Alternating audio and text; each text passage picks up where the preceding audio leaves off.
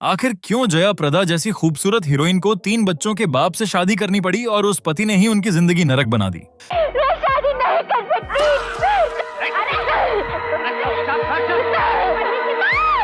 क्यों वो कभी भी मां नहीं बन पाई और दूसरों के बच्चों को अपना बच्चा मानकर ही जीवन कटती रहीं? क्या आपने कभी सोचा कि दुनिया की सबसे खूबसूरत महिला, जिसे खुद सत्यजीत रे ने यह खिताब दिया हो, उसकी जिंदगी में इतना अंधेरा कैसे हो सकता है? जिस औरत ने 3 दशक तक करोड़ों दिलों पर राज किया, वो 60 साल की उम्र में 300 से ज्यादा पुलिस वालों से अपने ही घर में बंधक क्यों बनी?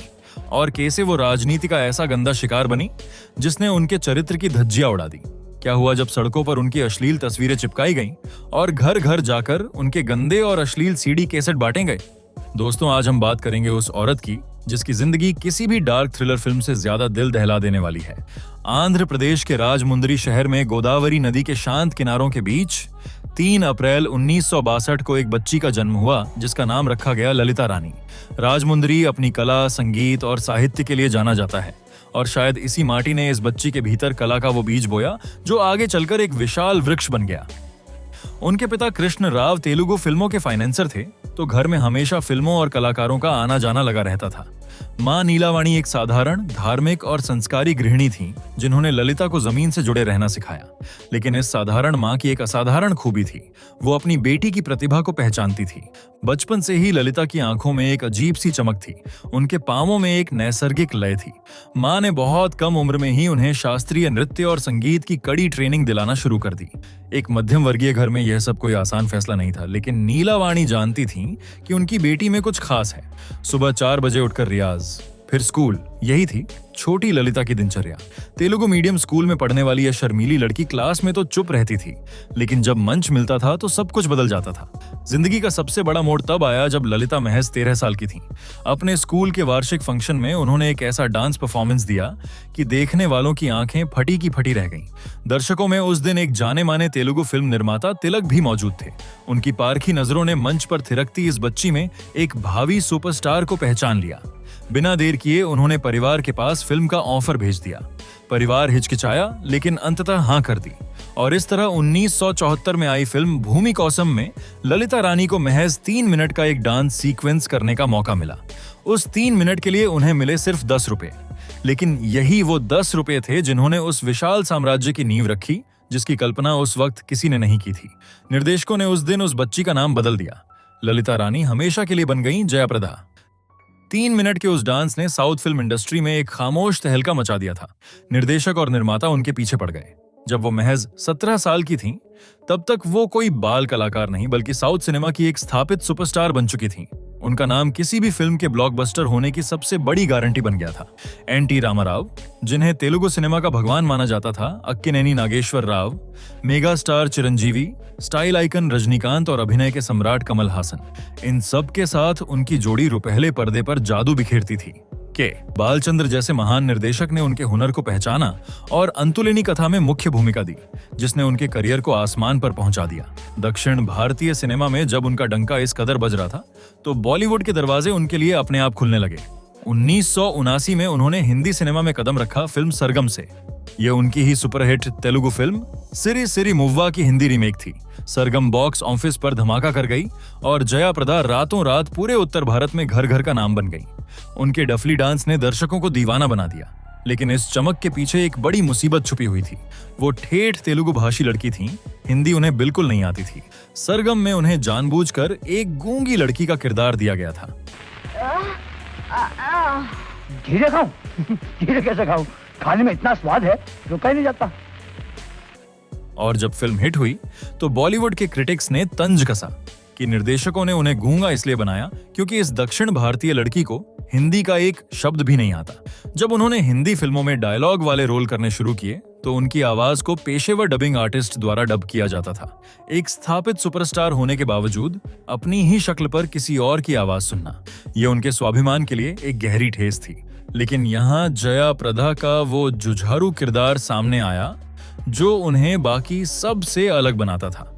आलोचनाओं से हार मानकर वापस दक्षिण भारत लौट जाना उन्होंने स्वीकार नहीं किया। उन्होंने हिंदी भाषा पर महारत हासिल करने का फैसला किया और हर सुबह 4 बजे उठकर घंटों हिंदी डिक्शन और उच्चारण की ट्रेनिंग लेने लगी। आईने के सामने खड़े होकर भारी भरकम संवाद बोलने का अभ्यास करती, दिन रात एक कर दिया। इस अथक मेहनत का नतीजा दिखा 1982 की फिल्म कामचोर में। राकेश रोशन के अपोजिट इस फिल्म में उन्होंने पूरी तरह से खुद अपने डायलॉग बोले और आलोचकों का मुंह हमेशा के लिए बंद कर दिया। कामचोर की ब्लॉकबस्टर सफलता के बाद बॉलीवुड में उनके घर के बाहर बड़े बड़े निर्माताओं की कतार लग गई। 80 और 90 का दशक जया प्रदा के निर्विवाद राज का गवाह बना। उन्होंने उस दौर के लगभग हर बड़े सुपरस्टार के साथ काम किया। अमिताभ बच्चन के साथ शराबी और आखिरी रास्ता ने तहलका मचा दिया। जितेंद्र के साथ तो उन्होंने तोहफा, संजोग, मवाली और स्वर्ग से सुंदर जैसी फिल्मों की ऐसी झड़ी लगाई कि बॉक्स ऑफिस पर कमाई के सारे पुराने रिकॉर्ड टूट गए। धर्मेंद्र, मिथुन चक्रवर्ती, जितेंद्र, सबके साथ उनकी ऑन स्क्रीन केमिस्ट्री दर्शकों को मंत्रमुग्ध करती थी। वो न सिर्फ अपनी पीढ़ी की सबसे अधिक फीस लेने वाली अभिनेत्री बनी, बल्कि हिंदी, तेलुगु, कन्नड़ और मलयालम चारों सिनेमाओं में उनका समान रूप से दबदबा था। 3 दशक के करियर में उन्होंने 200 से अधिक फिल्मों में काम किया। यह वो दौर था जब सत्यजीत रे ने उन्हें भारतीय स्क्रीन का सबसे खूबसूरत चेहरा करार दिया था। लेकिन जब करियर अपने सबसे सुनहरे मुकाम पर था, सफलता कदम चूम रही थी, तभी जिंदगी ने एक ऐसा मोड़ लिया जिसने सब कुछ बदल दिया। उनके घर पर इनकम टैक्स विभाग की एक अघोषित और भयानक रेड पड़ी। यह वो पल था जब पूरी फिल्म इंडस्ट्री का असली चेहरा सामने आया, जिसके लिए उन्होंने दिन रात एक करके करोड़ों रुपए कमाए थे। उस पूरी इंडस्ट्री में से कोई एक शख्स, कोई सह कलाकार, कोई बड़ा निर्माता उनकी मदद के लिए आगे नहीं आया। वो सब जो आज इंडस्ट्री को एक सुरक्षित थाली और परिवार बताते हैं, उस वक्त खामोशी से मुंह फेर कर तमाशा देख रहे थे।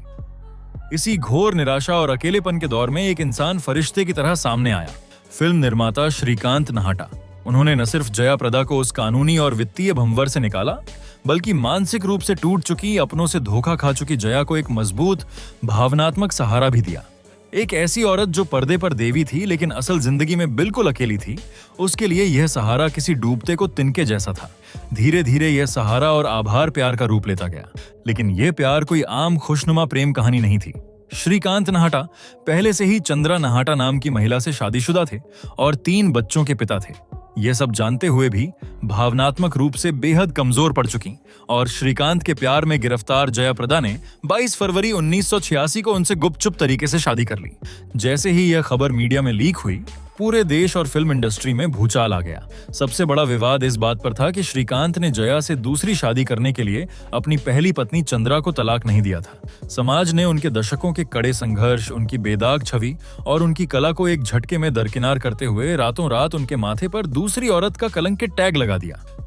वो समाज जो कल तक उनकी पूजा करता था, अचानक उनके चरित्र पर उंगलियां उठाने लगा। एक वक्त ऐसा आया जब मीडिया ट्रायल और सामाजिक तानों के कारण उनका अपने ही घर से बाहर निकलना दूभर हो गया और यह शादी, जिसे जया प्रदा ने अपनी जिंदगी का अंतिम सहारा माना था, वो उनके जीवन की सबसे बड़ी त्रासदी बन गई। कानूनी और सामाजिक तौर पर उन्हें पत्नी का वो दर्जा और सम्मान कभी नहीं मिला जिसकी वो हकदार थीं।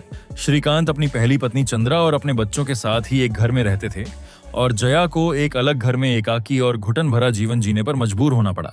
वो एक ऐसी विवाहिता बन गईं जिसका पति उसका अपना होकर भी उसका नहीं था। इस रिश्ते का सबसे दिल दहला देने वाला पहलू तब सामने आया जब जया से शादी के बाद श्रीकांत की पहली पत्नी ने उनके एक और बच्चे को जन्म दिया। यह घटना जया के स्वाभिमान, उनके स्त्रीत्व और उनके वजूद पर एक क्रूर आघात था। एक मां बनने की, अपने आंगन में किलकारियां सुनने की इच्छा, यह एक स्त्री का सबसे स्वाभाविक सपना था। जया प्रदा ने कई बार यह इच्छा श्रीकांत के सामने जाहिर की, लेकिन श्रीकांत जया के साथ बच्चा पैदा करने के लिए बिल्कुल तैयार नहीं थे। एक ही आदमी को बांटने की मजबूरी, पहली पत्नी के बच्चों का सामना, लगातार बढ़ता एकाकीपन और मातृत्व से हमेशा के लिए वंचित रहने का गहरा अवसाद, इन सब ने दोनों के बीच भयंकर कड़वाहट भर दी। अंततः दोनों के बीच अलगाव हो गया। जया ने श्रीकांत से अलग होने के बाद दोबारा कभी शादी नहीं की। मातृत्व की इस भयानक खालीपन को भरने के लिए उन्होंने अपनी सगी बहन के बेटे सिद्धू को कानूनी रूप से गोद लिया और उसे एक सगी मां से भी बढ़कर पाला। आज वो उसी बेटे के साथ रहती हैं, लेकिन दुनिया की सबसे खूबसूरत महिला कही जाने और अपार दौलत होने के बावजूद खुद मां न बन पाने की वो कसक आज भी उनकी आंखों में झलकती है। निजी जिंदगी के इस दर्दनाक तूफान के बीच बीच में एक और जंग चल रही थी और वो जंग थी उस दौर की एक और दिग्गज अभिनेत्री श्रीदेवी के साथ। दोनों ही दक्षिण भारत से आई थीं, दोनों ही बेहतरीन डांसर थीं और दोनों के चाहने वालों की संख्या करोड़ों में थी। मीडिया हमेशा दोनों की तुलना करता रहता था। लेकिन असली चिंगारी तब भड़की जब सुपरहिट फिल्म नगीना का ऑफर, जो पहले जया प्रदा को दिया गया था, किन्हीं अज्ञात कारणों से श्रीदेवी की झोली में चला गया। नगीना बॉक्स ऑफिस पर ऐतिहासिक ब्लॉकबस्टर रही और श्रीदेवी रातों रात नंबर 1 की कुर्सी पर काबिज हो गईं। यहीं से दोनों के बीच एक ऐसी भीषण प्रतिस्पर्धा, ईर्ष्या और नफरत शुरू हुई जिसने पूरे बॉलीवुड को 2 खेमों में बांट दिया। यह दुश्मनी इतनी गहरी थी कि इन दोनों अभिनेत्रियों ने लगभग 25 से 30 सालों तक एक दूसरे से सीधे मुंह बात नहीं की। दोनों ने तोहफा, अम्वाली और मकसद जैसी करीब 9 बड़ी फिल्मों में एक साथ काम किया। पर्दे पर सगी बहनों और पक्की सहेलियों का किरदार भी निभाया। लेकिन जैसे ही डायरेक्टर कट बोलता, दोनों सेट के 2 अलग-अलग कोनों में जाकर बैठ जाती थीं। उनकी नफरत का आलम यह था कि वो एक दूसरे से नजरें मिलाना भी बर्दाश्त नहीं कर सकती थीं। इस मशहूर दुश्मनी को खत्म करने के लिए 1984 में फिल्म मकसद के सेट पर जितेंद्र और राजेश खन्ना ने एक अजीब और गरीब योजना बनाई। लंच के समय जया प्रदा और श्रीदेवी को धोखे से एक ही मेकअप रूम में धकेल दिया और बाहर से ताला लगा दिया। दोनों अभिनेताओं को लगा कि 1 घंटे में भूख और मजबूरी में दोनों बात करेंगी, बर्फ पिघलेगी, सुलह हो जाएगी। लेकिन ठीक 1 घंटे बाद जब दरवाजा खुला, वहां मौजूद हर शख्स सन्न रह गया।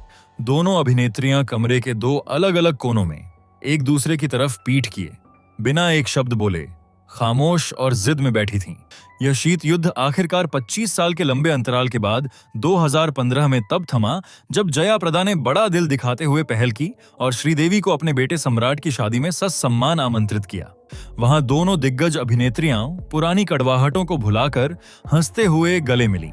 लेकिन 2018 में श्रीदेवी के अचानक और दुखद निधन के बाद कपिल शर्मा के शो पर जया प्रदा फूट फूट कर रो पड़ी और कहा कि काश उन्होंने उन 25 सालों में अपनी इस प्रतिद्वंद्वी और साथी से बात कर ली होती। यह दुश्मनी बॉलीवुड के इतिहास की सबसे चर्चित और कड़वी कहानियों में दर्ज हो गई। फिल्मी दुनिया से धीरे धीरे दूर होते हुए जया प्रदा ने राजनीति की तरफ रुख किया। 1983 में उन्होंने अपने पुराने तेलुगु के सह कलाकार एन.टी. रामाराव के चुनाव प्रचार में हिस्सा लेकर पहली बार राजनीति का स्वाद चखा था। फिर 1994 में उन्होंने तेलुगु देशम पार्टी यानी टीडीपी का दामन थाम लिया। पार्टी में उनका कद बेहद तेजी से बढ़ा और 1996 में आंध्र प्रदेश से राज्यसभा की सदस्य बनी।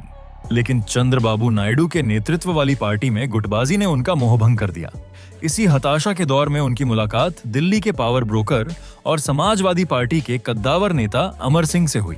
अमर सिंह ने जया प्रदा के ग्लैमर के प्रभाव को पहचाना। जया प्रदा ने उत्तर प्रदेश की जटिल राजनीति में एंट्री मारते हुए समाजवादी पार्टी ज्वाइन कर ली।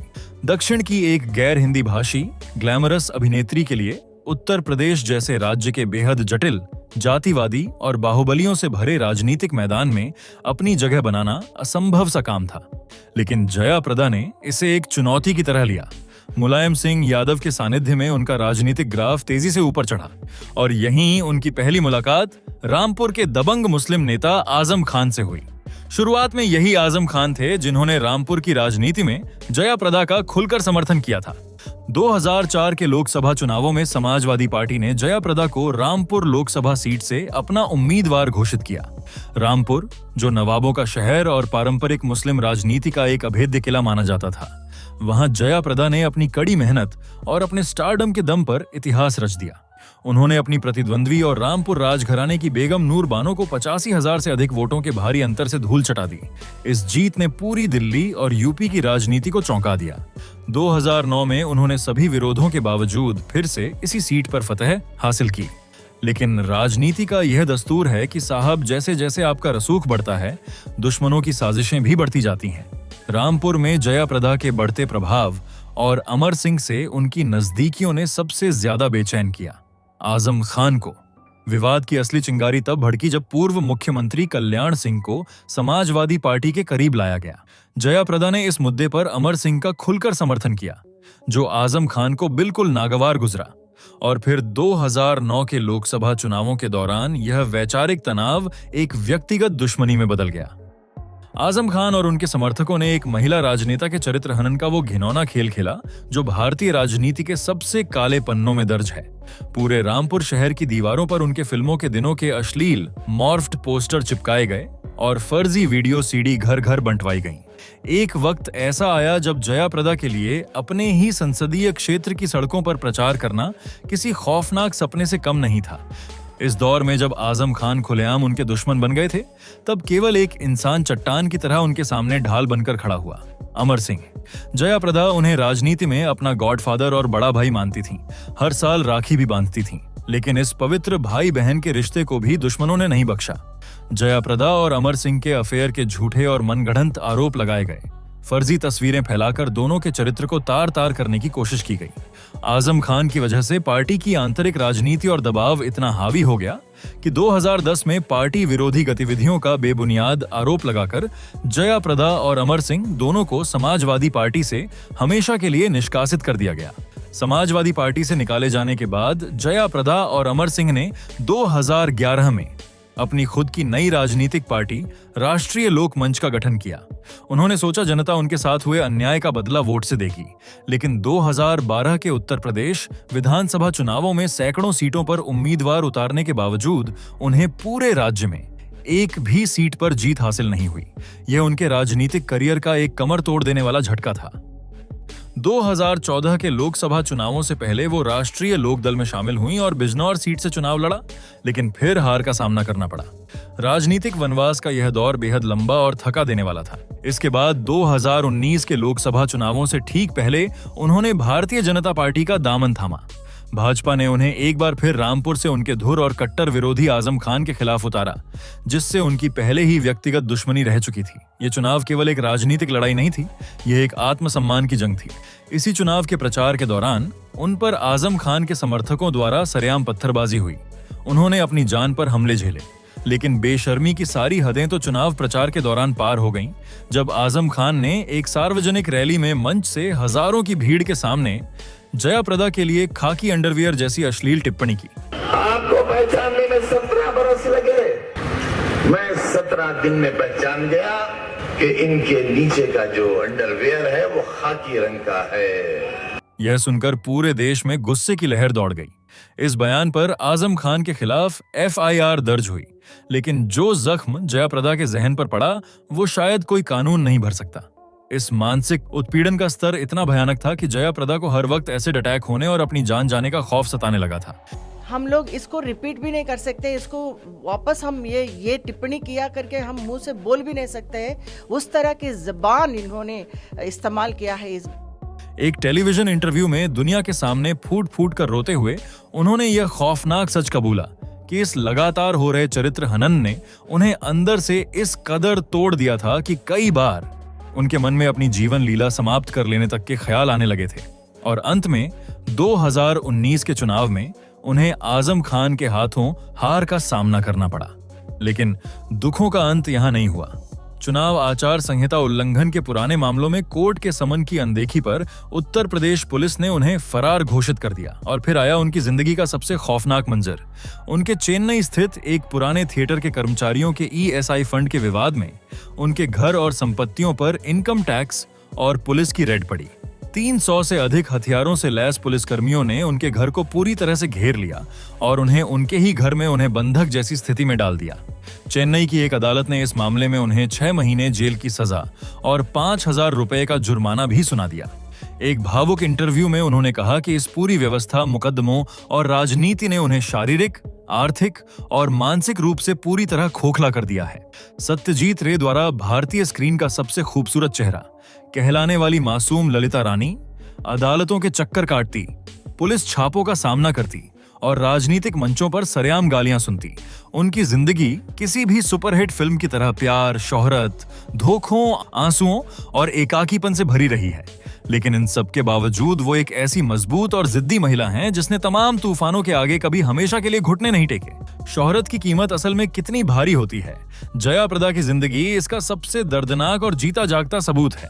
खैर, आपकी इस बारे में क्या कहना है कमेंट करके बताइए और हमारे चैनल को सब्सक्राइब करके बेल आइकन दबाना न भूलें। मिलते हैं अगली वीडियो में।